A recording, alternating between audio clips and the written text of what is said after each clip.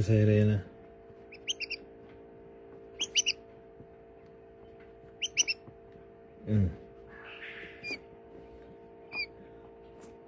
Padzaka sayrayapti mana hozir chiqdi.